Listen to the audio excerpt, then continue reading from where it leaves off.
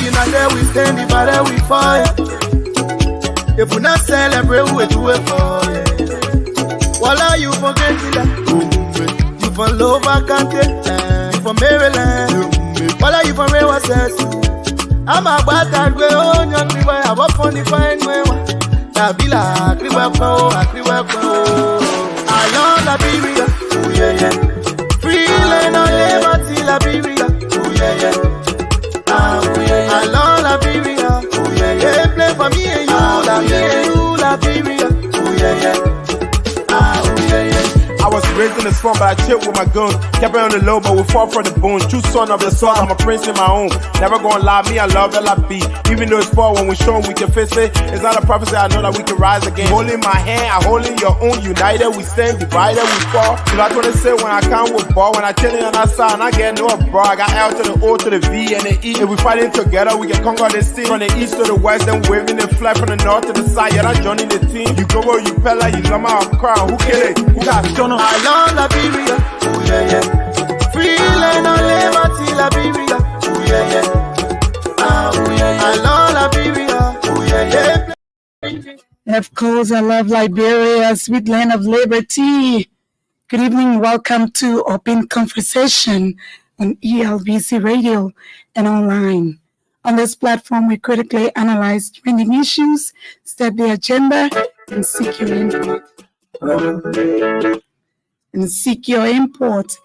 On the direction, that's the positive direction of our country. I sincerely apologize this evening. My voice is not too good. My co-host will soon be here, and he will do a lot of the talking this evening. But, you know, we just got to do what we got to do. And so until Washington is here, I'm going to keep you up. We got some trending issues this evening on Open Conversation. But let me tell you, this evening we will also have our guest in studio, not in studio, but yeah, with us wherever she is, but she will be with us this evening. And is the only female who is running to be president of this country. She is none other but Madam Sarah Beslow Nyanti, and she's from the African Liberation League. So this evening we will be questioning her. She'll be telling us her plans for Liberia and how she intends to run this country. And so on Open Conversation, the conversation is open, and we will be talking to Madam Beslow Nyanti this evening.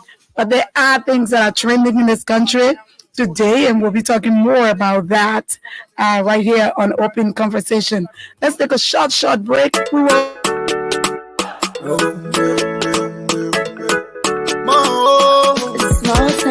From the east to the west, north to the south, let's come together.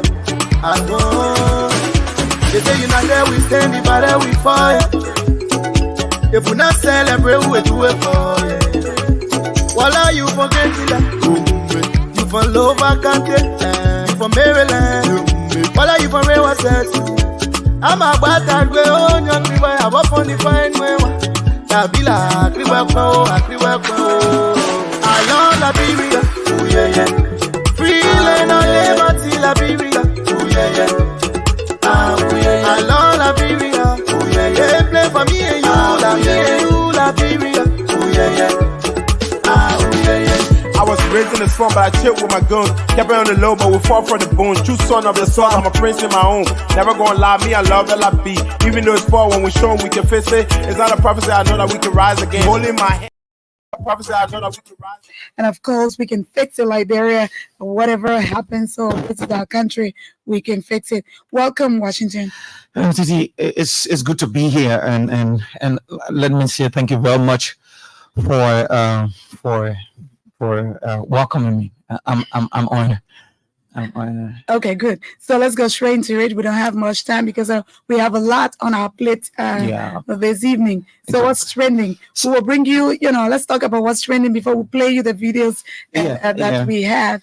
We have Yeke Koluba, who is under the spotlight tonight. We're spotlighting him tonight because he has been crying foul The opposition is not giving him any good space, and he had a lot of things to say.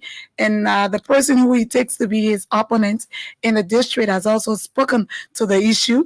We will bring you the voice of Yeke Koluba. Yes, We'll bring you the voice of that young man who is running and seems to be very, very all over the place. Yeah, And very, Yeke, very popular. yeah, and Yeke is so afraid of him. We'll bring you their voices this evening. And even today, we heard that I watched it. The biological brother of Yeke Koluba, endorsed Josephine Davis, and he says that Yeke doesn't deserve a second term, and so he is running campaign. We're going to milk into that. Yeah, we'll milk into that at the end. So what's trending today? Arak was able to lash the House of Representatives. AREC is the Institute for Research and stuff like that, and they do this research on the legislature. So who's the Bobo lawmaker? No, not Bobo lawmaker Okay. today. Not Bobo lawmaker. Okay. So what they said today was that they were able to whip the law, the House, both houses, right? They said that they have detrimentally performed. 90% of all of the bills that they passed came from the executive. That means they have underperformed. We have 120, ministry agencies, right? And the House was only able to collect 4 of those agencies, ministries, report, a budget, a performance report. And they outline all of that. So today they were trying to inform the Liberian people to be very, very mindful and circumspect in selecting leaders comes October, 2023. So AREC today whipped the House, both houses. Okay, so they say they haven't been able to, because one of their primary functions is to make law. Yeah. So they have not been able to do what? So that means the executive is the one making almost all the laws for them. Oh, okay. Yeah. So now you got to open your eyes and your ears and listen to, what your lawmakers are doing. That according to AREC, they're performing dismally. Definitely. So it tells you that the executive is not, taking over the function of the House. Exactly. Over the legislature, because it's both houses, right? You can tell me they have 3 cardinal responsibilities: oversight, lawmaking, and representation. Now, 90% of all of the bills. Can you imagine, Titi? 90%. As according to AREC. AREC is right there every day working with them. So exactly. They will have to come up and say whether or not what AREC is saying is true. But again, all of them are up for the seats. For seats now, or for re-election. Most of them. I'm not talking most about of them for the representatives. Yeah, all the representatives are up for they are running. They want to get re-elected. I think I know. I'm not too sure of one lawmaker from Magibi. I'm told that he's not running, but all the rest of them are running. They want to get re-elected. AREC is saying that you should open your eyes as Liberians because one of their primary functions they are not performing. Exactly. What else? So today, the president, for the past 3 days ago now, the president's office has been making these donations and distribution to the less fortunate, the blind people, the disabled community. So today was not easy. Titi, if you could see, the people disturbed the traffic today. Yeah, They're the ones right here. They were somewhere in Cinco. Wow, but the distribution is not stationed, right? Yes, different areas. Very good. 26 coming out. So everybody got a lot. You saw a lot of them walking by the road today.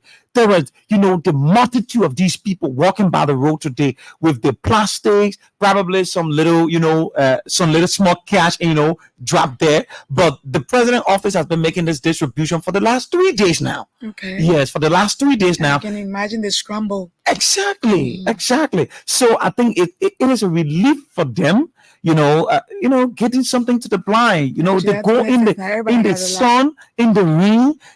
That's their normal style of living. So giving them something, giving them rice and other stuff, and not only to the blinds, but the president's office is also making assorted materials to clinics and hospitals as well. Okay. Yes, exactly. So these are distributions. Everybody has a reason to smile. Exactly. Yeah. Exactly. Good. So fast forward, Dr. Lester Tenney is not, does not seem to be in good relationship with the folks at the University What happened again? of Liberia. Now, It caused some trouble there. According to them, they said Dr. Tenney is trying to trample upon them. He's not giving them respect. He's insulting them. Really? Yes. And there was a tape recording. Professors? Yes. Oh, wow. The professors. And there was a tape recording. If you listen to Dr. Tenney, in that recording, he said that he will even remove one of the guys from the payroll. For what? Because the guy tried to engage him. And there are other things pertaining to Dr. Tenney being the dean for the business college, because he is almost like the supervisor. Okay. So they have to do this consultation. Okay. They have to have this good academic rapport. So according to them, Dr. Tenney has not been relating to them. His utterances are very bad. According to them, and yeah, that's very sad. And if you listen to the clip today, Titi, you will wish you listen to that clip. Oh, exactly. So what did I hear that they consider him as what? Persona non grata. What does that mean? Persona non grata means that they will certainly excommunicate you, or they will resist. You're not going to do any entry. business with him. Exactly. So what, the faculty or what? No, they how you call them? A few of them. So a few of the teaching, a few of the professors. So how is that going to happen then? I thought it was, and even if you listen to the clip, he was telling the other guy, I will make sure that your salary will be used for transportation. I will give you 3 classes to Fender. I will give you 2 classes to Meet Campus. So you'll be paying your way to go Fender, pay your way to go Meet Campus. Titi, that's me. That's not fine. And I'm just thinking how that is going to happen, because I thought those who are coming up with that are the faculty. If it was the faculty, then it has strong, and it has weight. Yes. But if these are just few persons and they've come up to the public, I think in every entity there are procedures. If somebody did something to you, even that person can be your boss. If that person did something to you, you must follow the procedures so that an investigation can be done. That's what they said. That person can also face the full weight of the policy of the institution. They're going to but now that the thing is out there now, it's easier for a lot of people to get involved with that. Exactly. This is Liberia, take it or leave it. If somebody did something to you here at LBS, the policy tells you what to do. If that person is your boss, then it goes through the investigation. Then outside, after the internal investigation, if it comes out, then the investigation is final. But you were saying you have not, the man has not been investigated, and this is not the faculty. And then you're saying you consider the man as a persona non grata. Yeah. How you can be the complainer and at the same time saying that this is what I'm going to. Yeah, this is what I'm going to. It's wrong. That's what I see in the whole thing. Yes. But the part of the part where, if you listen to Dr. Tenney, raining insults or nobody should do that. Nobody should do that, regardless of the position you hold. Nobody should talk down on any. It was not good. Any. He even told one of the professor. He told the guy, "Say you don't even look like a professor." On the tape recording. We should do away with that. Let's respect. Today you are fortunate to be in leadership. Tomorrow, someone else could be in leadership. So respect people regardless of their position. Every institution has policies. Exactly. And go by the policy. If the person is not doing the right thing, you can checkmate the person, looking at the policy. But to talk down people are responsible people to leave their homes. They come to work, and when they come to work, treat them as such. If somebody did something wrong, you can punish him, by your handbook. As your boss. Yeah, but not to, rain insults. Something happened today in Central Monrovia, Titi. What? The water and sewer restore water after 20 years. To Central Monrovia. Central Monrovia. Oh, Lord, the way the people can suffer for water. Exactly. That's great. So today, the water and sewer did launch that project. Okay. It was well attended. The people show up, because water burning in that place is a very serious issue. So after 20 years, Titi, can you imagine that? The people suffered. Water is in their water in their home. Can you imagine? Every day those guys toting all those gallons. All the gallons. Yeah. and they're not even giving you good water. Mhm. And when it's raining, then the people got a little bit of relief. Anyway, that's good news. Exactly. Exactly. So we heard the bombing county, there was a problem there around the Riggs Institute, that the roads were cut off. And thanks to the Public Works Ministry, they have been able to go over there and do some little work on the road just to make the road passable. That is what, that's what's, that is why any government is instituted. That road is since 1847 road, and in Liberia, we always put everything on the government, but we as a people, sometimes we are the cause of our own problems. There are things we do we shouldn't be doing, like throwing dirt in the street. We shouldn't be doing that. Like taking your dirt from your home and just going to somebody's property to just put it there because you don't care and it's far away from you. It's wrong. Like throwing dirt in the drainage. Look at the Somalia Drive. Throwing dirt in the drainage. Somebody takes dirt from their home and come and put it right in the drainage. And then when everything is clogged, there is a problem. And you blame the government. The road becomes impossible because the water doesn't flow. And if the water doesn't flow, then it becomes a problem. I'm not an engineer, but water will always find a way to go. Because if the water has to go and it can go, it will find another route. Back. And as a result, the roads will get spoiled. And that road is not today road.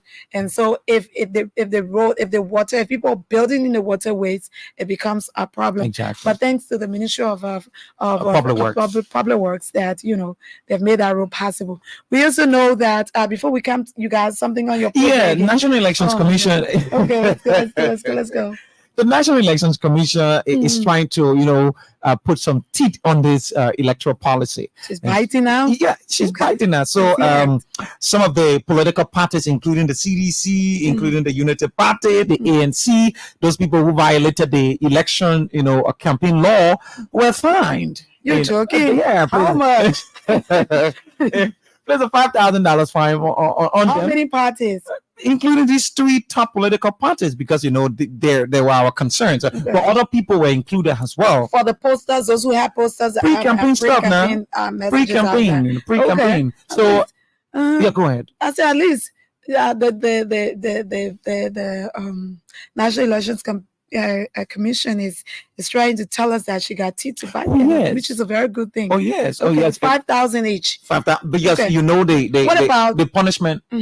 The punishment, go ahead. The punishment range from a certain amount, it stops to 5,000. The financial punishment, if you violate the electoral campaign laws, from certain amount to 5,000. Now, if you go so grave, probably it might amount to maybe a suspension or excommunication from the process, depending on the kind of how grave the very good. But okay, good. The fine is. So I want to know about those representative aspirants who also, defied. But there are a lot of representative aspirants. Almost all of them. So most of them. We expect that almost all of them will be fined. And next, should ensure that these people are able to commit the fines. And you understand? They should commit. But they should find them first.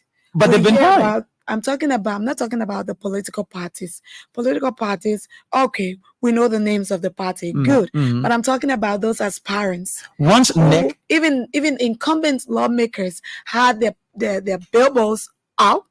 When NEC says take them down, they did not do that. And we can name names of, and some of them are even still there. Yes.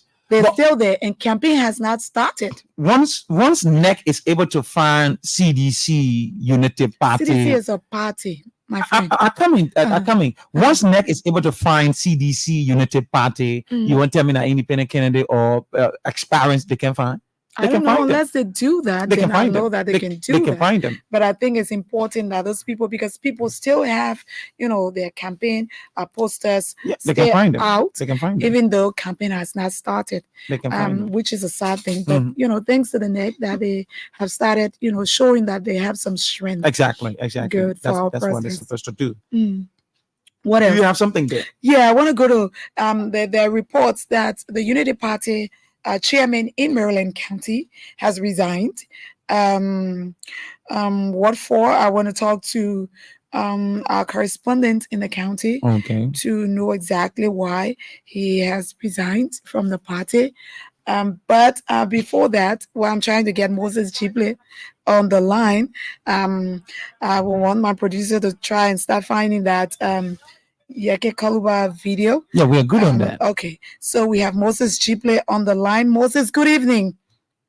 Good evening, Kiki. Let me say good evening to all those monitoring and following the program putting conversation tonight. Great. Quickly, I got just 1 minute, 30 seconds to talk to you.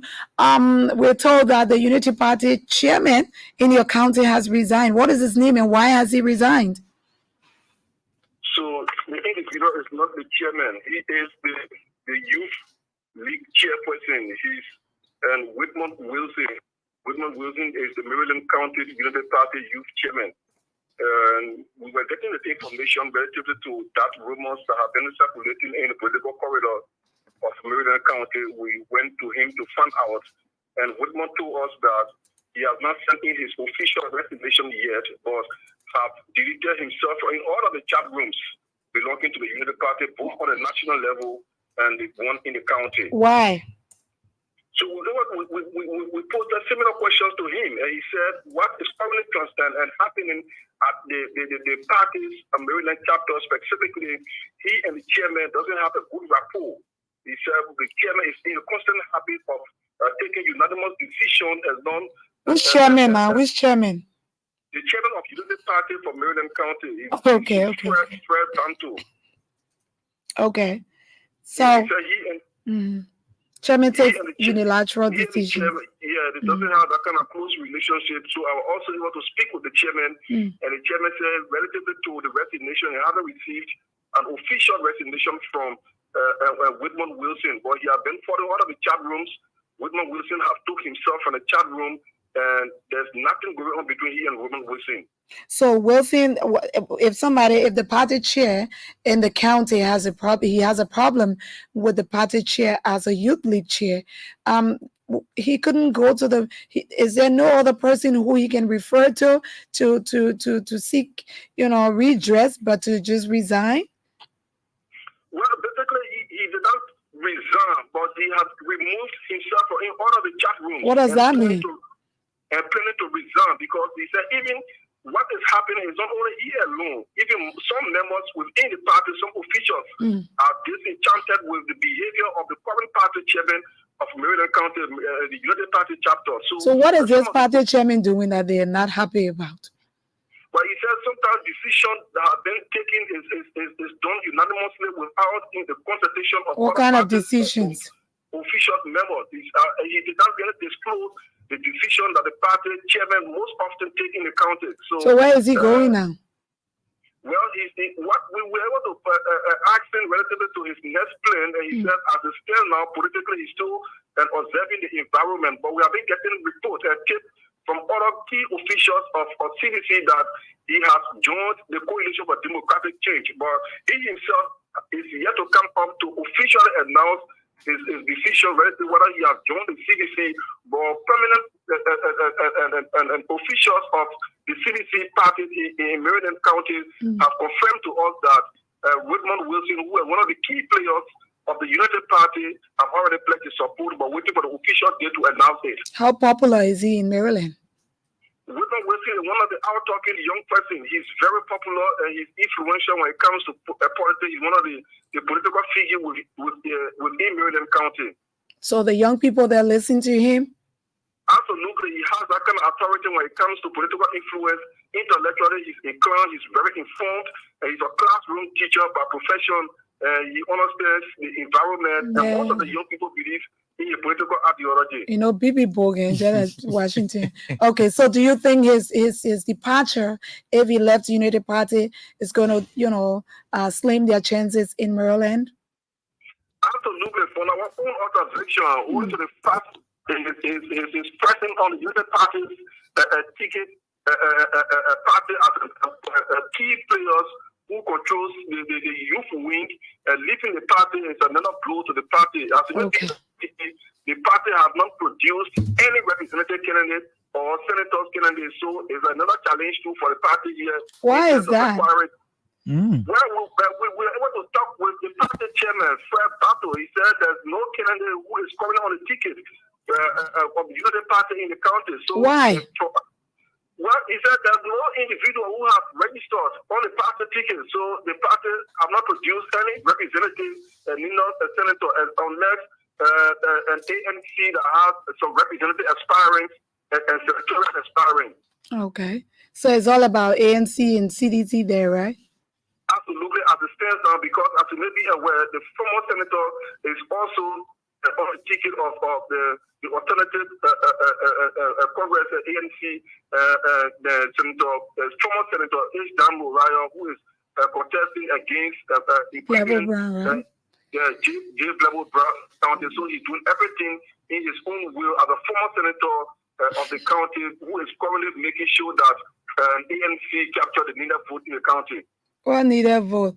How popular is ANC in the county there? Well, the essence of the former senator is making ANC to be in the county unless former Senator H. Dan Muraya, who was on the party ticket, ANC was nowhere, but the president of H. Dan Muraya, is doing everything possible in teaching the community from what we are seeing now. Okay. People are getting to know ANC wherever he goes. Some of ANC, right? who are on the ticket of ANC, they always push the message of ANC in the county. Are the people receiving the message? Well, they are gracing most often the political forum that have been called by the former senator, but whether they are accepting it deep down in their heart is not. I can speak to that now, but most often when he visits the community, people tend out to listen to him, only to the fact that he once served as a former senator for the county, but all on the other hand saying he has not done anything for the county, and what he's doing, he just on his own team, and they are only doing it to get their own benefit from what during the period when you're serving as senator. So it is time now for them to generate whatsoever they have spent behind him when he was serving as senator. Thank you so much, Moses. Thank you. Moses Gible is our correspondent in Maryland County. You EIE, right? So you senator before we Exactly. you didn't do anything for us. Now you want to go back. You're coming back. So we will eat our own. But politics, they say, make strange bedfellows. Exactly. So this Wilmot guy, who is the youth league chair in Maryland County, is trying to make another, make up his bed with another party, because according to him, the chairman in the county and him seems not to be cooperative. But what is concerning to me, Unity Party is not putting up people in Maryland County. Yeah, why? They don't want to put up people in that wing. It tells you that the party broke, maybe no money. It tells you that they don't have a good relationship with Maryland. No, I can say that. And to put up candidates need money. So if you don't have money, you're not sure of winning, why do you put up candidates? Simple as that. 2 ways, yeah, and if you know that you don't have the people on your side, why will you put up candidates? You can do. But that's what I'm saying. The political relationship. It seems that their political relationship with the people of Maryland. Maybe they're disconnected from the people. Exactly, politically. Because if you want to win, if you want to run this country, and in a whole county, you don't even have one, political aspiring there for the House of Representatives or the Senate, then it tells you that you got no interest in the people there, and it tells you how the people going to think about you. If you are serious, you want to lead, you want to win the elections, and they say we have 15 counties, and in one of the counties that have votes, and you are not contributing, you don't have a political aspirant in that county, Titi, and it means that you don't have a good relationship with the people there. So Unity Party should not be expecting anything much from Maryland County. They should not be expecting anything. Not anything much, because they even get represented and senatorial aspect, the information they don't have, so they should not be expecting anything from Maryland County. So that's it. So we're gonna play you the Yeke Kaluba video, but let me tell you, the biological brother of Yeke Kaluba, I had a press conference today, and he endorsed Josephine Davids, as according to him, his brother doesn't deserve a second term. A second term. Yeah, in district number 10, And when I ask him whether he's not afraid of his brother, he says, "Why should I be afraid of him?" I went all over, canvassing for him, telling people that he's a good person and he can make a better lawmaker. He disappointed me, and he disappointed the people of District Number 10. And so, being my brother, I'm in the the better position to speak out now and say, and not to be a clown and say, what, support my brother, or even pledge support, because the people will see me like they see him. And so I'm a better person. So I will rather, give my support to Josephine Davis than give it to my brother. So it is what it is. Politics, they say, make strange bad. Yeah. So we can go for the video now and make some analysis. No, not that video. We don't have that video. Okay. I'm just the video now. We're coming to. Is the Yeke crying? Okay. And, so, but Titi, what I want to say is this. It's very simple. Okay. Titi, come and think of it. Your brother, even the very first day I supposed to have appeared on this platform, my brother was the biggest person, the biggest fan, the biggest person who would have wished to listen in the absence of my father. My brother said, "Oh, brother, I'm so proud of you. I'm happy and I'm glad that you're making such a great milestone in this profession." So I'm very delighted. So if your brother understands that you are into a campaign, a process, a political race in the district, I think one of the persons or one of the group of people that should give you that magnitude, that political zeal is the family. If the family of Representative Koluba can distance themselves from him, it tells you that the family are not in support. The guy needs to go to Israel and bathe in the Jordan River. In the Jordan River. His brother is Zelius Koluba. So now what is doing to Yeke's campaign is that is trying to put a very deep hold in Yeke's campaign. Wait until you hear Yeke himself talking about the kind of hold that is in his campaign. Then you will know whether that one his brother is saying is anything to. But did you come and think of it? It's a done deal. The best person to sell you, Titi, is your family. But they say the house doesn't sell you. Very good. The streets will not buy you. That's an attitude that we have here. So if the house can sell you negatively, then you're in trouble. Exactly. He's in so much trouble. Exactly. But let's hear what he had to say. Mr.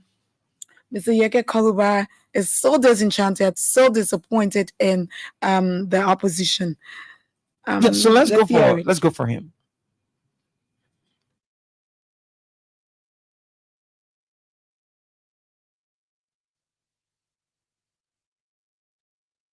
Waka know the name. The chairman Captain know the name. Jeremiah know the name. Because when it happened, Jeremiah know the name. Because when it happened, I don't have from people. No, I don't stood up for 12 years from people. We didn't stand up for 4 more politicians, 4 more opposition to come and can't do that. They can do so. I will not discuss this anymore. But when I will discuss this anymore, the heat will hit somebody. In the Lebron, people are like, "Oh, you're not buy, they're not buying me. I am saying it now. But I'm happy I approach the issue, and nothing has been done about the issue. And I told you yesterday, I told you yesterday, I left from Nimakanda, I reached at 2 o'clock in the morning because I was angry. I don't want to see anybody. I reached Florida at 2 o'clock in the morning. When I reached the next day, I said, "Bob, you're going to your to call me." I said, "Bob, you know people that talk people in seriousness. You know people that don't overlook me. I don't care. I made meme in this country. I don't care to be represented. Jeremiah do not want me to be represented. I do not want Jeremiah to be represented. I do not. Who will feed it? Was feed it? Who will feed it? Was feed it? Who will feed it? Was feed it? The ambassador was sitting there when I said it. The ambassador and I had a chairman of the party walk behind me. My now very angry. Who come in rock on the competition here? Who come in rock on the competition here?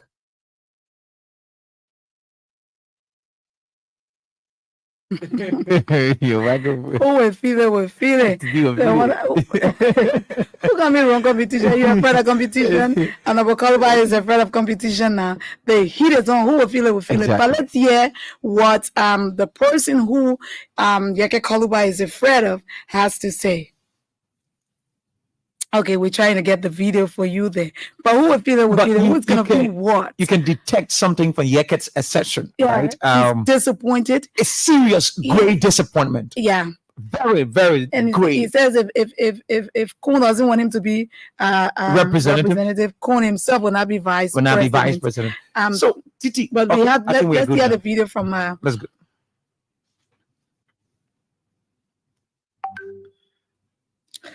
When I hear in the voice. June 14, the first day of the country. June 14, the first day of the Our son to Jeremiah Kuhn and opting that Yeke Kaluba is contesting. So can you confirm to us that you are contesting or not? So can you confirm to us that you are contesting or not? Our first president of the first day of the country. June 14, the first day of the vast never remember Father say that cannot come.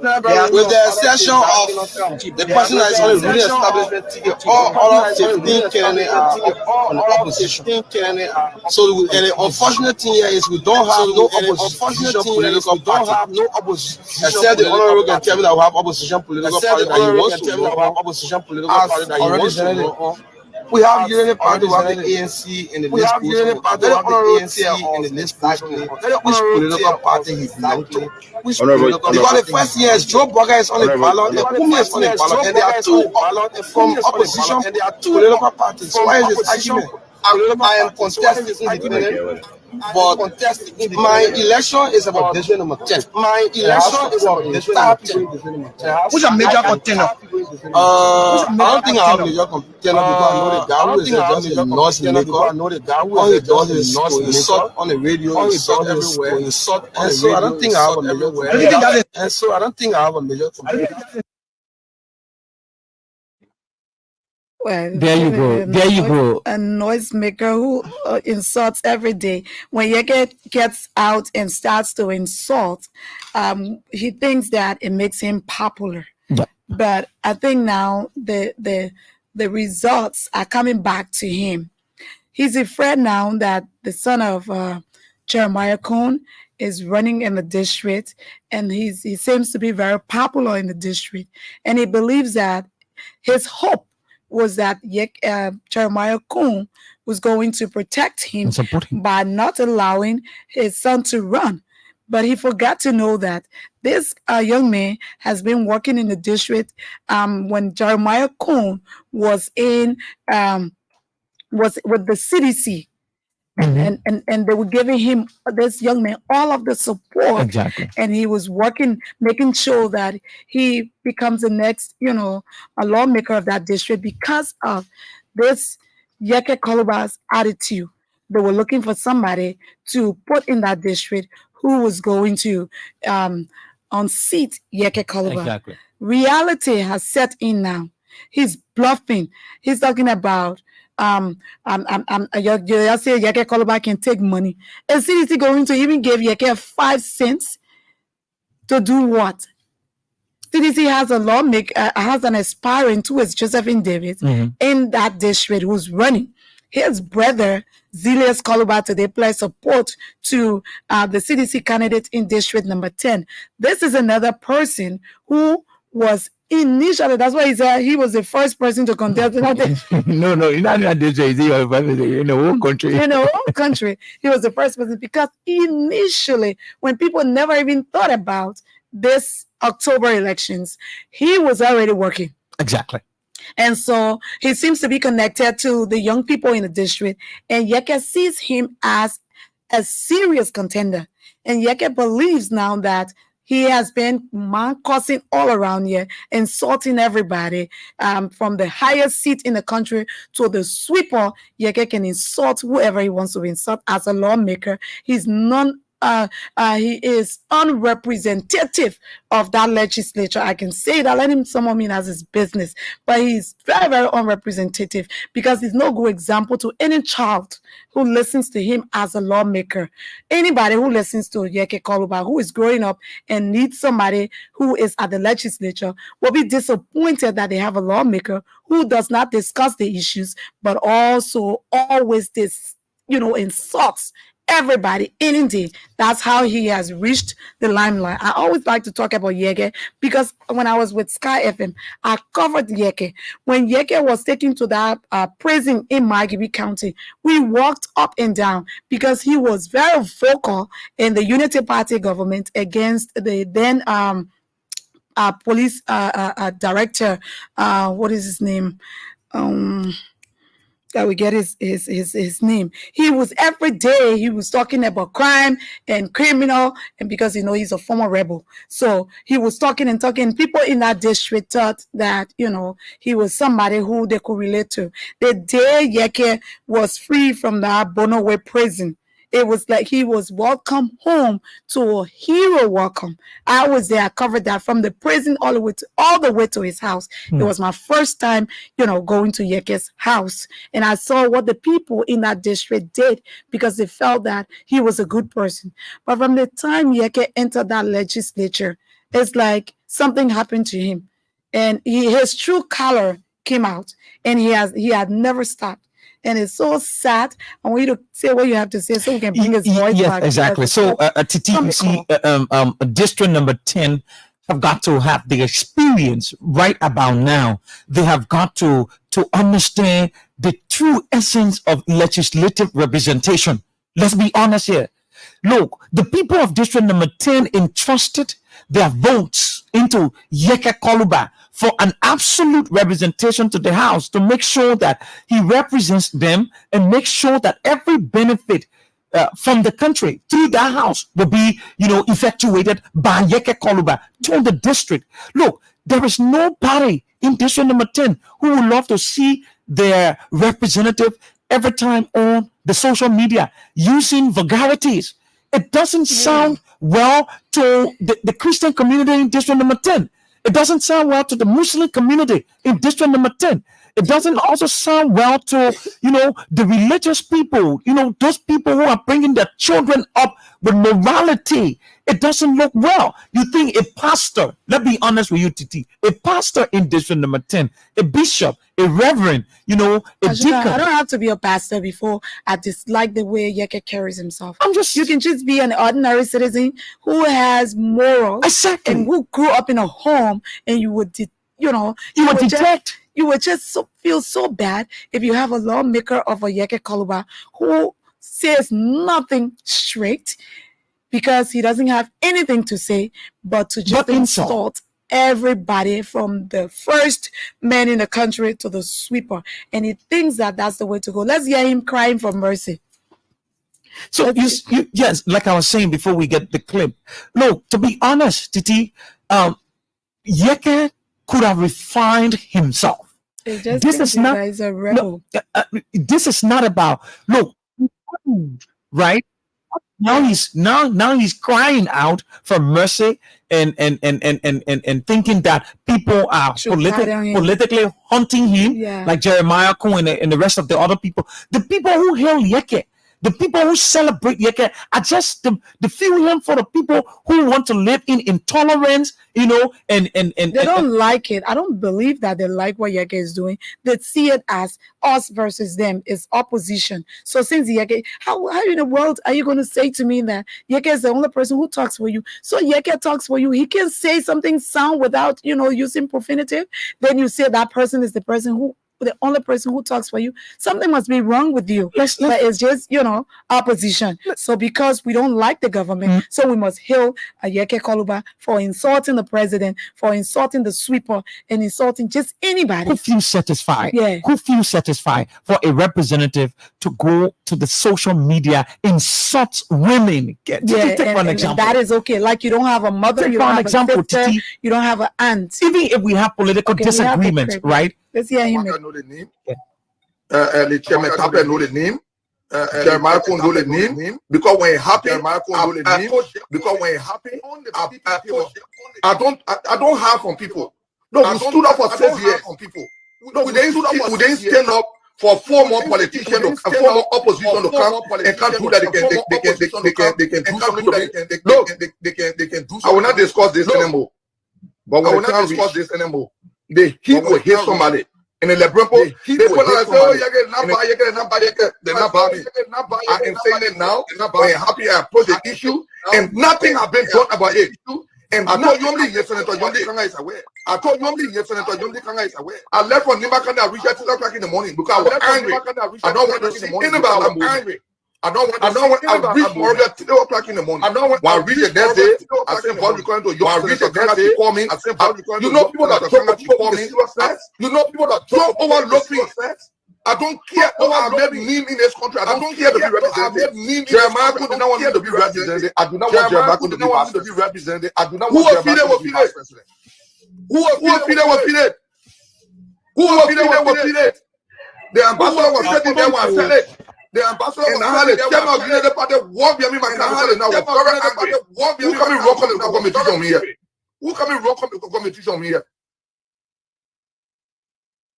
So we have the who come in competition. I person come to whip people who be crying for who will feel away. You say he doesn't even want to call his opponent's name because he feels, according to him, he's going to, be uplifting the guy in the district. It's just, he's just afraid, and he calls the guy 4 months politician. Yeah. But the 4 months politician is the one who's running your belly. Politically overwhelming the whole district. And you're running and crying for. But you don't want to be a lawmaker. You don't care about being, a lawmaker. Excuse the race. Yeah. Just sit down. Nobody's gonna bother you. But you say you're not gonna run if you're not. If Jeremiah Kuhn doesn't want you to be a lawmaker, then he's not going to be a vice president, and you're going to, they say Yeke can take money. Who's willing to give Yeke money? They say he's been bought. Yeke has been bought. Who wants to buy him now? Because he's in the opposition, right? So the only person who can buy him, the only party that can buy him is CDC. What is CDC going to do with him? He's a waste, a finished product. If he's crying foul right now, then it means that he's hinking on nothing because he's already drowning. You see, Titi, Yeke now is the second person who in the opposition who has one of the most followers that is complaining on Jeremiah Kuhn. And you understand? The last time Costa blasted Kuhn and called him all sort of names.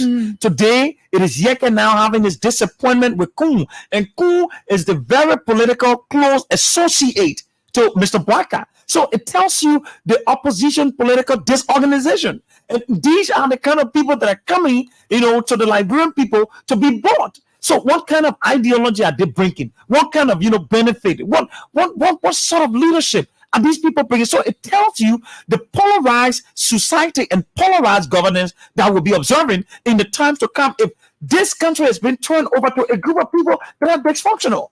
It just tells you that. Totally agree with you. So we're going to open up the lines. We're taking our guests at 9 o'clock. And so we're going to open up the lines, for you to make your input this evening on all of those trending issues we talked about on open conversation. Like we said, the conversation is open. So we can talk about just everything and anything right here as we go to elections because so what? So yes, I just wanted to announce the numbers. Like go ahead. Yes, 0805. I'm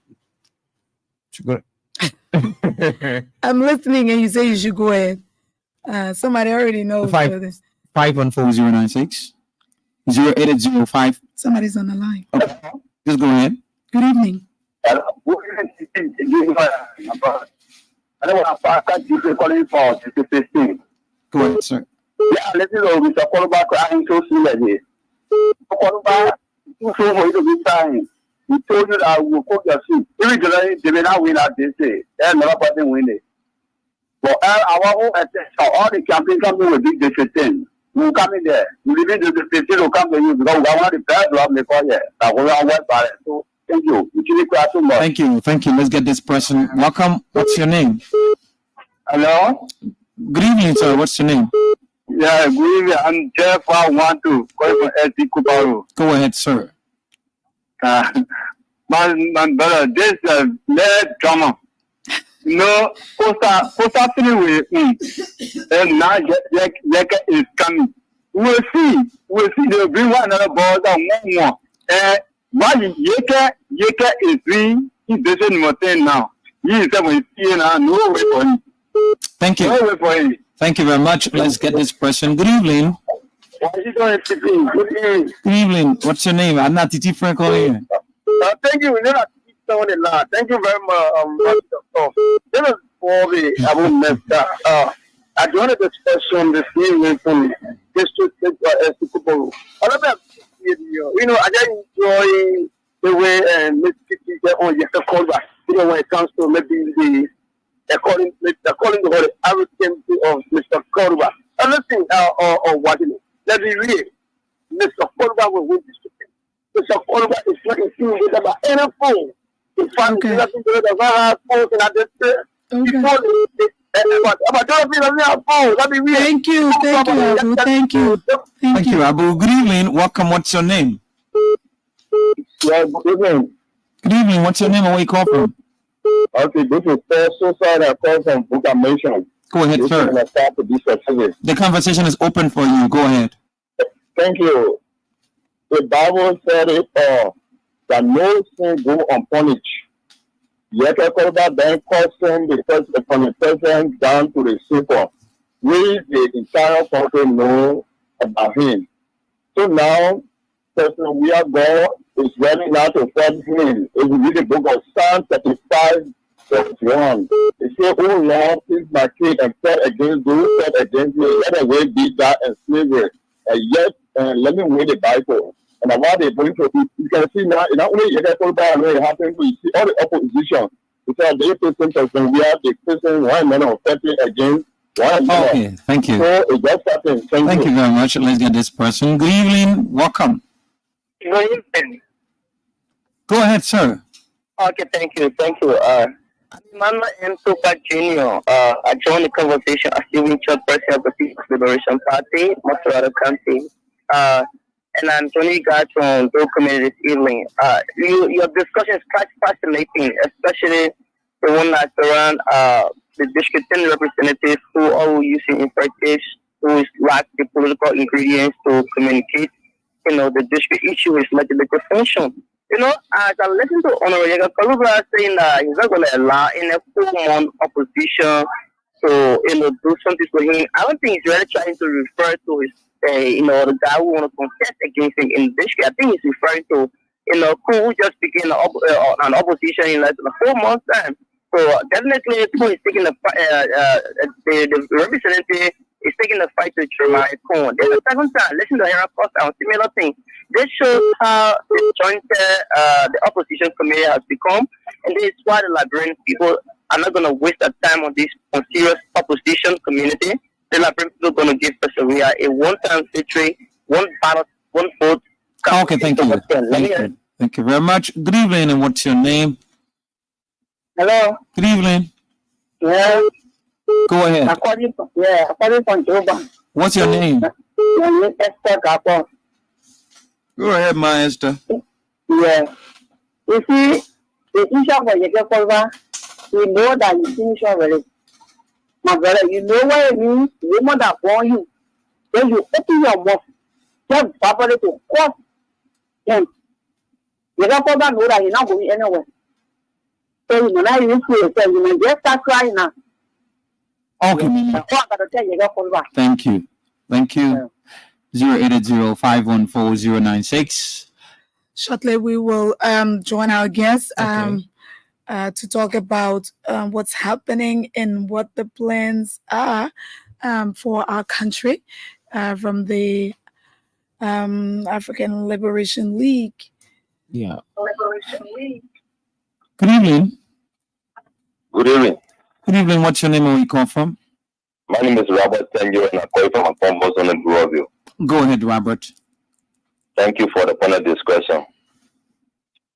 My greatest disappointment is the media that's supposed to be a guide for the voters. Okay. And the peaceful citizens in the country to find a way out are turned into political institutions around.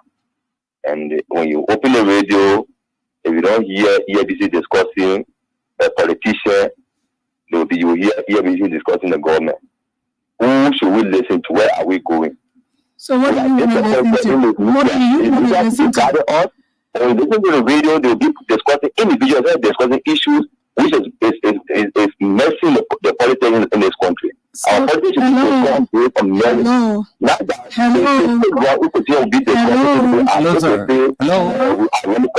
Can we have a conversation? Please listen to the madam. Who appointed you? Very disappointed. You're disappointed, but you always listen. What you call if it is not in his favor, and it hurts him. One of the people who can leave that district and go to district number 10 to go and register to vote. I wanted to even disagree that thing he's talking about policy. What you call policy? What you call policy? The issues, the personalities. Who create these things? Who create the policy? The people, the politicians. If these so what do we discuss? If they are wrongfully proceedings, how do you expect us to go into the conversation? I don't understand the intuition of people. He doesn't even know what he's talking. Let's go to the lines. Good evening. Hello. Good evening. How are you doing? Well, thank God. We are good. What's your name and where you call from? Yeah, I call from the National Highway. Okay. Yes, my name is Augustus John. Augusta, the conversation is open. Go ahead. Yes, my dear brother, I'm just sorry for those that are in District 10 because they are totally underrepresented. The worst one that I just noticed is, yet not just insulting the presidency, the least in society, but he has gone as far as insulting the international community. Yeah, he just did that when he walked outside. To that extent. Yeah. What a shame. Outsiders. What a disgrace to our major nation. Contributors. Thank you, sir. I think this is a swear upon our brother. Thank you. Thank you. Good evening. Good evening. Good evening. What's your name and where you come from? I was talking with you, and I'm hearing somebody telling me that I'm not. No, just you would not be. Just, I don't think we should even give him. We're not even giving you credence. Okay. Don't listen. If you don't want to listen, don't listen. The show is not. You say we don't discuss what you want to hear. Why do you listen? We don't discuss policy. Why do you put your radio on to listen? We don't discuss the issues. Hello. They're coming through there from the call line. The call line. Oh, sorry. Yeah. And I'm jumping on the ring this evening, enjoying the conversation, the civil conversation involving both of you guys. Yeah, thank you. Is this Dubai? Yes, Dubai, Rwanda. Okay. That's so, Brandon. Yeah, basically, I just want to speak to the issue about the previous caller who talked about you deviating and not going to a policy-driven conversation. You were discussing about an honorable man paid by the taxpayer money. A man who goes to session and sits on the chair and insults the president. A man who, after 6 years, has not put any motion for any bill. There is no record that he has sponsored, co-sponsored, or even attempted, for any bill of sorts.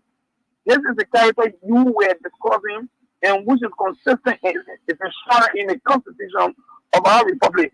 All power is inherent in the people. And you, already being a journalist, you were a Liberian first.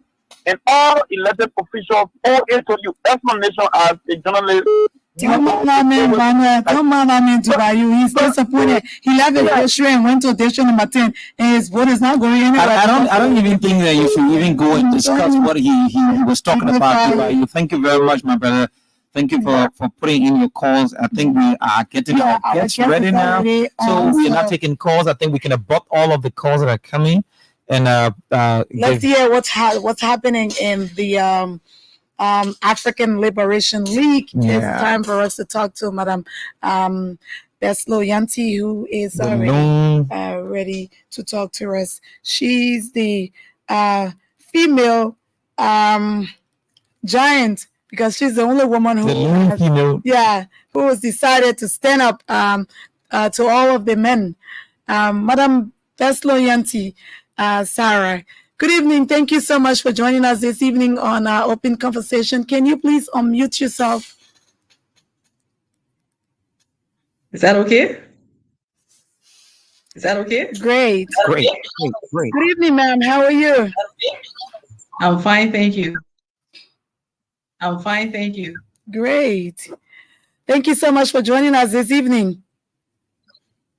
It's really good to be with you this evening. It's been It's good really good to engaging be with with you you this leading evening. up to It's today. been good engaging with you leading up to today. Great. So tell us, we start up this way. Tell us who Sarah Beslow Yanti is. Well, she's a Liberian woman who is very much interested in being a part of a changing narrative on Liberia. A narrative that will see Liberia transform into the developed country it ought to be. And she's a woman who has been through many levels of development work and has been through many challenges in relation to that and has learned a lot, has grown a lot in terms of knowledge and skills, in terms of knowledge and skills, in terms of how to develop nations, and in terms of how she to wants to develop be a part nations, of and she wants to Liberia's be a part of transformation. Liberia's transformation. Sounds good. Where have you been all this long? And suddenly surfacing and wanting to be, a president of this great nation. Well, I've been here and there. When I say here and there, I mean I've been here and there. When I say here and there, I've been home since I've 1998, been and in home 2005, 1998, and I in took an international appointment. 2005, I took an And I've international been appointment in and out. Okay. I never And I've stopped been in and out. disengaging I in never stopped Liberia, and disengaging specifically, Liberia, I've and always been engaged in community I've programs. always been I've engaged always in been community engaged programs. in preaching and teaching I've in always been Liberia. engaged And in so preaching I've and been in the teaching in community Liberia. around the And so country, I've been in the not in community all of the counties, but around in the many of the country, counties, not in all of the at the counties, but community in many of level. the counties, at the And community so level. it's, Okay. for me, a So switch in it's, terms of entering into the for me, political a space. switch in terms of But entering in into the Liberia, political I've been space. here. But in Not full Liberia, time, I've but been I've been here. engaged. Not full time, but I've been engaged. Are you married? If yes, Yes, I what am. what profession is your Yes, I husband am. in? Does he endorse your political your bid to become president?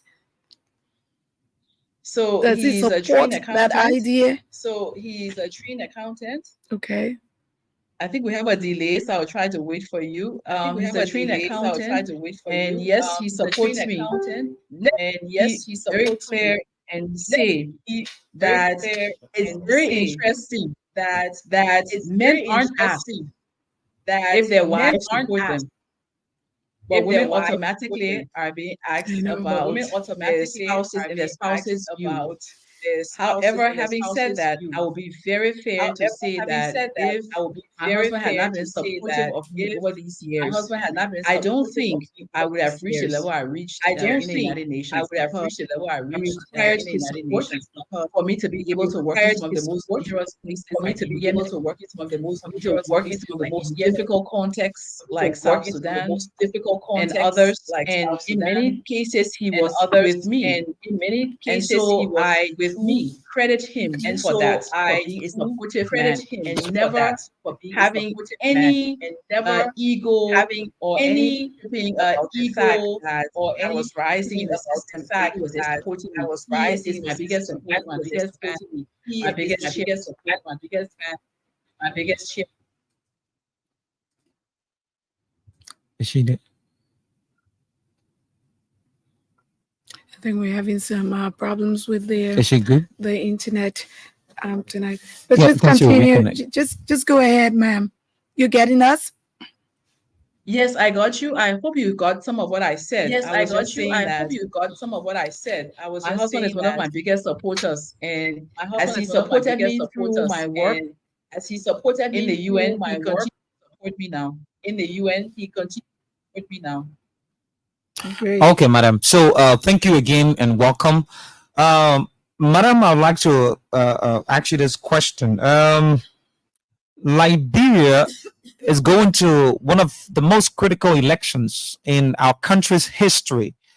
You being the lone female candidate in these elections, I want us to go back to the former president, Sir Leave. In 2000, 2005, Madam Shirley was elected into office as Liberia's first female president and Africa first female head of state. Now, in 2017, this woman was leaving office. She said that corruption would have been a nightmare. She would have fought corruption, given the fact that she's a woman and with the ability she comes with to the presidency. She failed to fight corruption. There are other things that happen on Madam Shirley's leadership as a woman that did not, author well for the country. Now, seeing you as a woman coming, to vie for the presidency, don't you think the Liberian people will look at you and the pillars that Madam Shirley have laid out or laid down? Don't you think the Liberian people will not take that kind of huge interest in giving the country back to a woman because of the kind of style and leadership executed by Madam Shirley? So I think from my perspective, the issue of women in leadership, it should not be about a baton passing. It should not be about people's leadership. It should be about people's leadership capability. When over 100 years from male-led governments, male-led administrations to the next. So the conversation shouldn't be about whether or not. I'll be coming in as a woman and my capability will be judged. My capability will be judged based on my own work, based on my own track record, my own work, my own experience, my own track record, my own capabilities, and what I can bring to the table. And I believe that administration, for us as administration, for us the purpose of ensuring that we transition, to peace, chaos, to maintain the peace, to maintain the peace, and so forth. And that was what I'm not here to judge her term. I am a woman, an individual woman. I am a woman, not individual woman, who I'm a woman who has served in many countries, building other nations. In many countries, building other nations, the Liberian people in the same way I've served other nations. I want to be able to use my experiences in development. I want to be able to use my experiences in development. My experiences in building to serve my people, to serve the Liberian people. To serve whether or not we've ever had a president, whether or not that we never had a president, would that be the performance of whether or not capacity, performance my ability of being able to garner all of our resources, able to garner all of our resources that we have around the world. All us to put our hands together to transform Liberia, and actually judged by that. Together to transform Liberia, and actually judged by that. Great. So, what's your broad vision for the country, and what platform are you running on? My broad vision for the country, first and foremost, is healing. People. We need to acknowledge the fact that we never really reconcile right now, function as a nation, people without function as a nation in that purpose. And we need to come together, we need to heal, we need to acknowledge, we need to come together, we need to heal, we need to reconcile, because every Liberian is needed to reconcile, because every Liberian is needed to every Liberian on board. If we don't have every Liberian on board, we'll be cutting ourselves. So healing and reconciliation, unity is very important. Healing and reconciliation, unity is very important. When you say Liberia first, when you say Liberia first, proceed ethnicity, religious divides, and so forth, ethnicity and religious. Then, at the end of the day, we have to restart our country. At the end of the day, we have to restart our country by rebuilding the faulty foundations. We need to really rebuilding the faulty foundations. Decide where we want to say people, and then decide where we want to say people. That would be about building how we put it together. That would be about building systems that can withstand the shocks, that can withstand individuals, that can withstand party politics, systems that will serve party politics, systems that will ensure equitable distribution of resources, that will ensure that distribution for me is a very important point, and one of the reasons why I want to serve, and one of the reasons why I want to leadership in Liberia, because I'm a unifier. I'm not one who's going to be divided. I'm a unifier, and I want to recognize the fact that all Liberians recognizes the fact that all Liberians, we need to have a historical commission that looks at our history, looks at where we come from, and we need to accept each other in this country because this for the 3,000 square miles we must hold all of us. This for the 3,000 square miles we must hold all of us. And all of us must have our people sharing Nigeria. It sounds so easy and it sounds good to the ears, but how do you intend to do that, madam? It's actually very difficult. It's not easy. It's actually very difficult. It's not easy. Nation building is difficult, and that's why I want to enter into the fold, because that's why it's not a job for politicians. Because it's not a job for politicians. It's a job for leaders. And me being a proven leader, having led many countries, having led, I want to bring my leadership capability to bear. I want to bring my leadership capability to bear forward. So that the issue here is how do we, after 176 years, how do we, after 176 out of this downward spiral of poverty, how do we begin to recognize the fact that what we have is not the norm? To recognize the fact that what we have is not the norm. We should not be in a situation where we have so many people living in poverty after we have so many people living in, we don't have electricity across the country. We don't have access to basic social services. We don't have access to basic social services. I want to be given that responsibility to serve and to be given that responsibility to serve. That was systems to serve the people, and that the people that was systems able to lift themselves out of poverty, given the opportunity, able to lift themselves out of poverty, given the opportunity. Great. So, like I said earlier, it sounds so good to the ears, but when you say all of these things, you also have, it's incumbent upon you to tell us exactly how you intend to do these things. If you talk about lifting people out of poverty, it's a huge task, as you have said, but we want to know exactly why, the old mom in the market should vote for you. One, because you're going to lift her out of poverty this way. So, I'm concerned about the how that is going to happen, because you have said that you're not a politician and you are a leader. So how are you going to do this is what I'm concerned about.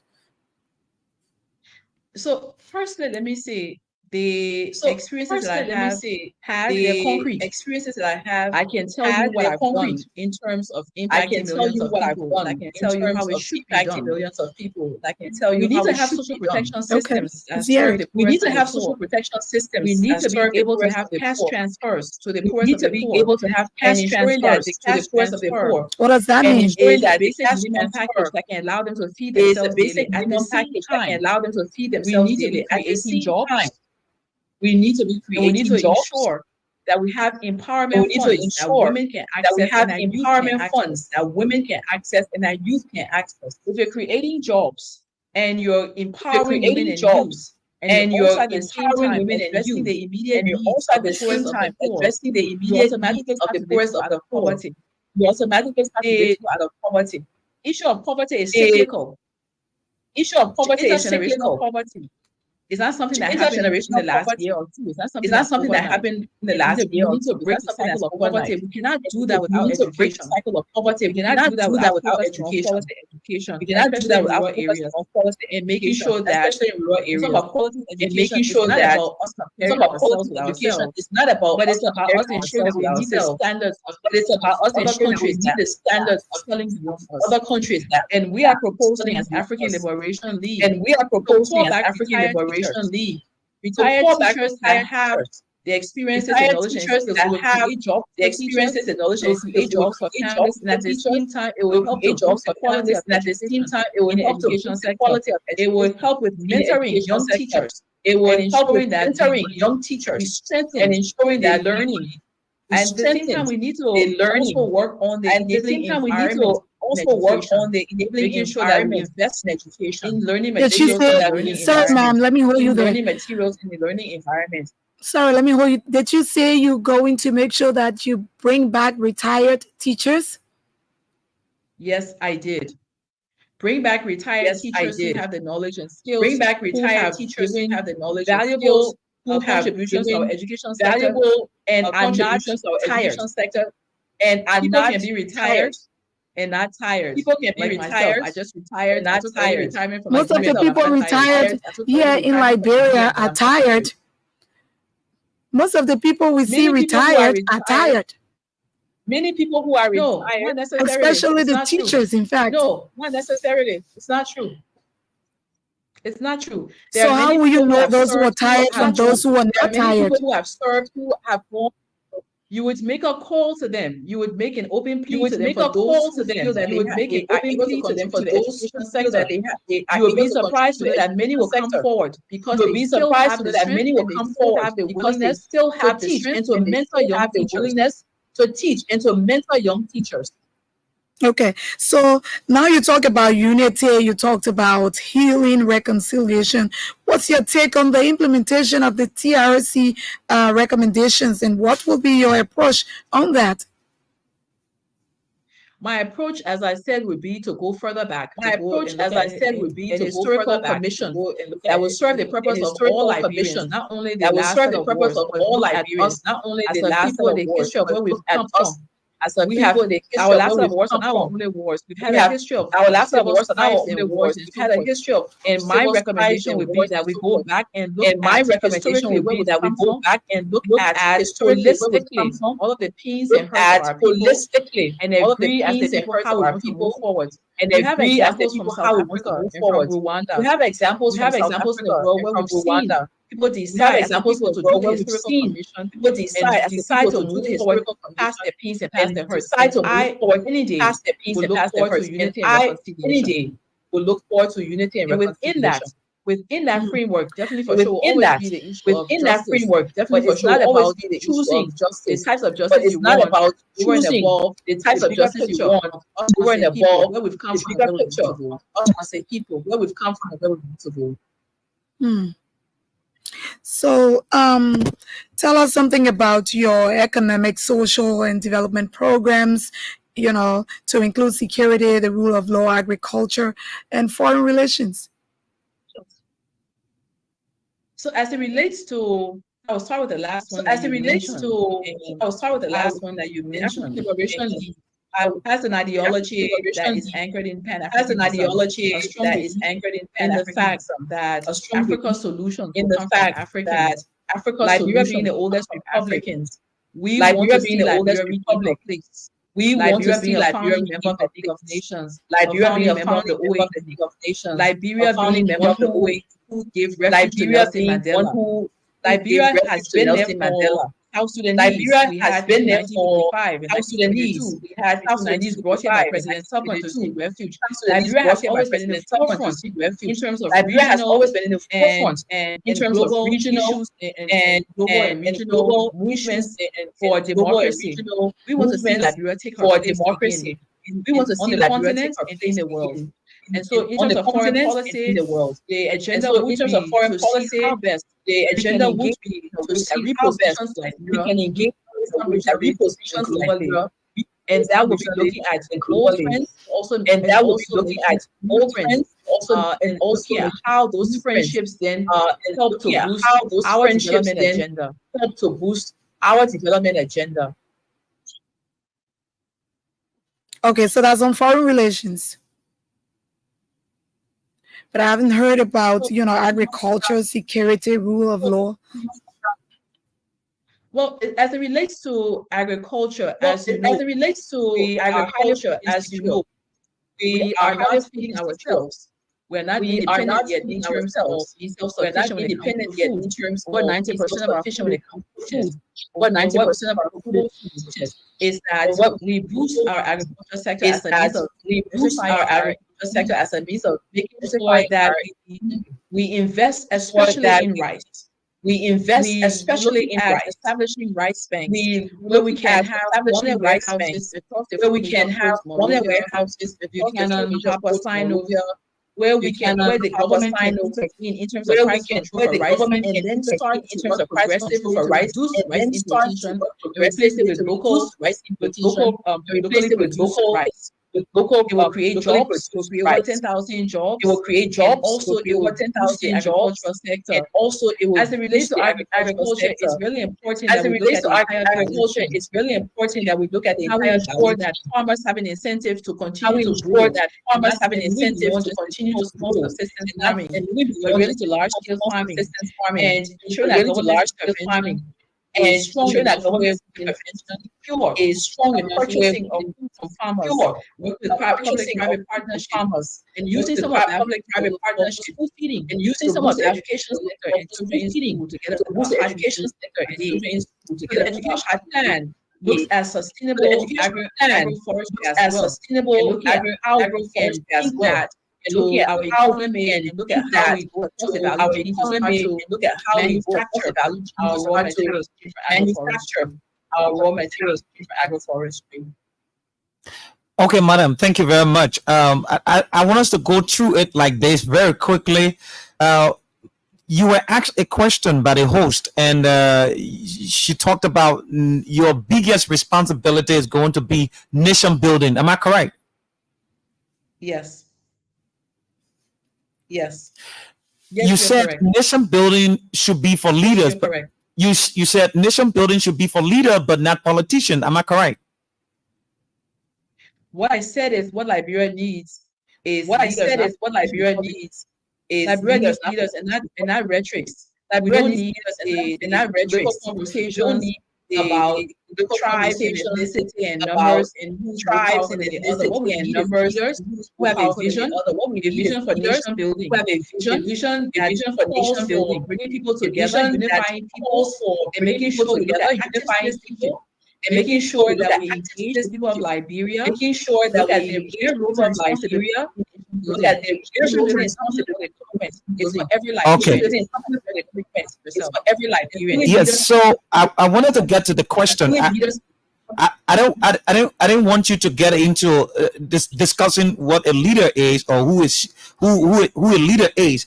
So you said that your focus is going to be on nation building.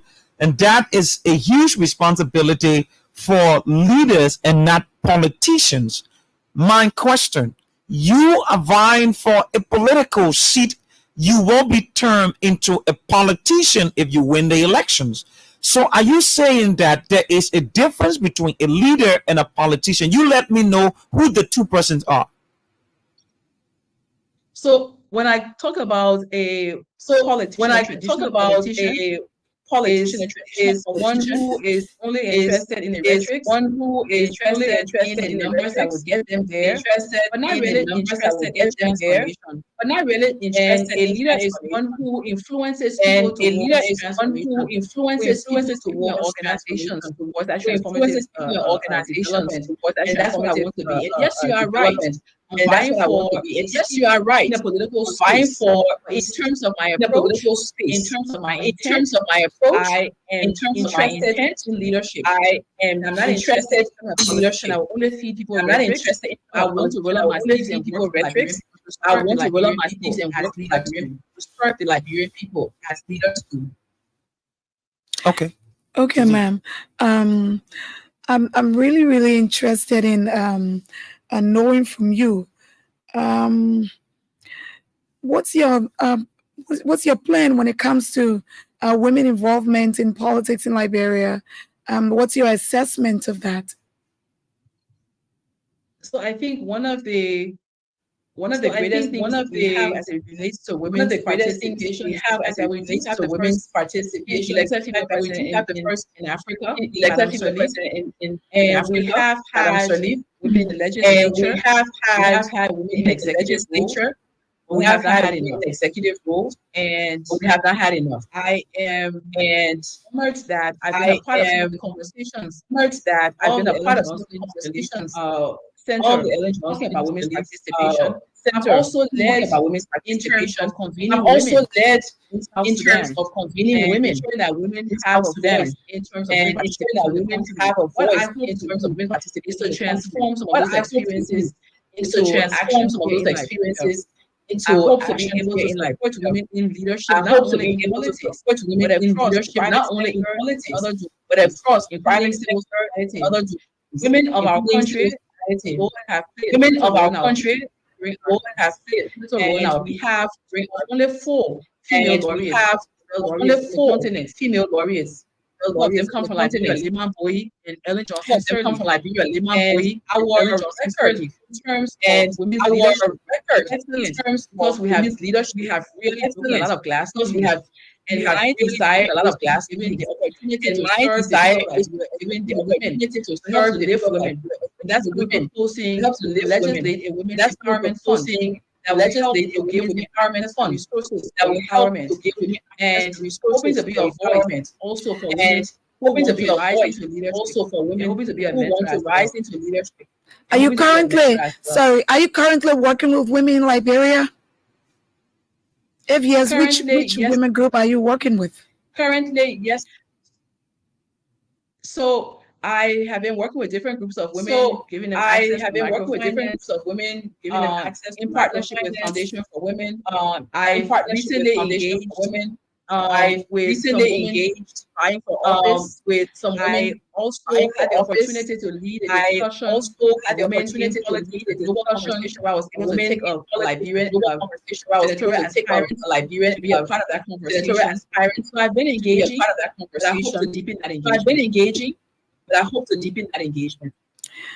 Before coming to the race, there were many on the grounds in the opposition, the ruling party. Why didn't you just choose to join one of them, but decide to run on your own? So I didn't decide to run on my own. I decided to run on my own. I decided to run a party, a grassroots party of many in terms of social democracy and social justice. And so I felt that platform and so I felt that platform was best suited for my mindset and my ideology for my vision. At the end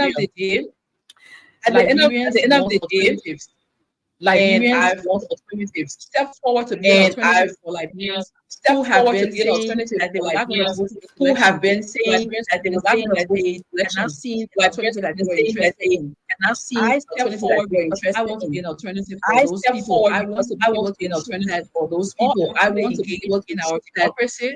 We give Liberian people alternatives in Liberian choose at the end of the day. People alternatives in Liberian people choose at the end of the day they want. Also, you just presented yourself as an alternative, right? Yes, I think every aspiring does that. Just presenting yourself. I think every aspiring does that. Yes, present yourself as an alternative. So, how does the African Liberation League connect to Liberia? How? It's a Liberian party made up of Liberians. It's a Liberian party made up of Liberians. Registered. Made up of diverse. It's diverse Liberians from across the country, different Liberians from across the many of whom have been involved in community politics, student politics, political parties in the past. But having the same ideology, they all came together to form ideology. They all came together. And the reason why the name is as it is because the name is as it is because it represents and reflects ideology and looking at Liberia's positioning within the positioning. And so in the continent, the African Liberation League is a Liberian party registered. The African Liberation League is a Liberian party registered with it. It seems you're doing this just for today, right? But you have your eyes set on the future, because many people have begun to say that you are a smart lady with some level of international profile. So I just took early retirement from serving as UN Assistant Secretary General. And as the UN Assistant Secretary General, it's a role of global leadership role. And I chose to take early retirement because I turned 55 this year. The active years of any human being, active years of any human being years old now with up to like 70 years old now with extended. For the next 15 years. I want to take all of the 15 years. I want to take all of the development from around the world, in leadership in my own development from around the world. And so, how that shapes, how that shapes people of Liberia, whether or not they would like for me to serve as their Liberia, whether or not they would like for me to serve as their. I hope that they will choose me on alternative. myself with Senior Morita, two development experts, also lead this country on a development path, on a development trajectory. I will look at all sectors, development trajectory. I will look at all sectors and look at creating jobs and putting people in the path of prosperity. Creating jobs and putting people in the path of prosperity. That's a journey that is not temporary. That's a journey that is not temporary. It's not about an process, it's about a process. And so it starts now in this regard, but it starts now in this regard, but it starts now in leadership for presidency. In terms of it didn't start today. Leadership for presidency. It started years ago. It didn't start today. My time with the Ministry of Health. It started years ago. My time in serving the Ministry of Health, working with ex-combatants, serving the Ministry of Health program, working with ex-combatants, working with the HIV program. It didn't start today. So it's a continuation of that. It didn't start today. So it's a continuation of that. So I hear you talking about, how active you want to be now that you're 55 years of age, and you say that when you're in your 70s, you're already, tired, maybe not the right kind of word. But is that one of the reasons why you didn't run as a vice presidential candidate to the former vice president? Because there was this news that the camp of Benona Yuri was proposing you as their pick for vice president to former vice president Joseph Yomo Boakai. Former Vice President Boyka chose a running Is it mate. because Vice President Boyka chose a running mate. Was one who he felt he said reflects his values and reflects his values and reflects. And I think we all respect that vision. And I'm running because the vision that I have, and I'm running because the vision that I have. We agree on social democracy. We agree on the approach. We want to use the development of this nation. We want Senior Morita myself have agreed to take lead on that, and together we want to lead on that. Share with the Nigerian people how we can serve them, serve their needs, serve their needs in terms of basic social services, in terms of transforming our economy, in terms of revitalizing and strengthening quality education. We believe with the vision we have, Nigerian people will listen to it and they will make a choice on October 10th. And I hope they will choose us. Was there any discussion previously for you to go as running mate to former Vice President Joseph Yomo Boakai? Right now, when you look from the angle of the LP, when you look at the list of the aspirants, I think there's 20 of us. I think there's 20 of us. I think that all of what you see right now is a result of conversations individually. And for me, that's what it is. It's a result of prayers. For me, that's what it is. It's a result of prayers. I'm standing here today as Reverend Terry Beston. I want to start my business. And it's not about anybody else. It's about God. It's not about anybody else. It's about God. How God has led me to this place. How God has led me to this place. Step away from the UN. To take walk into the political space in Liberia. To walk into the political space in Liberia. A vision to serve anyone. A vision that I have not seen with anyone else. Who are your role models in politics? Role models. I'll be honest to say that I have several. And one of them is Barack Obama. One is Jerry Rawlings. One is Nelson Mandela. And several others. I admire several others. I admire several people. Being the first female to break that glass, being the first female on the continent of Africa. The different dimensions on the continent of Africa that I admire. And different reasons. There's several others I admire. I am a different reasons. And now I am an individual that is not modeling anybody as holistic. I take things that have been done. I take things that have been done holistically. I take that and shape holistically. I believe that I will shape Nigerian people. I servant leader.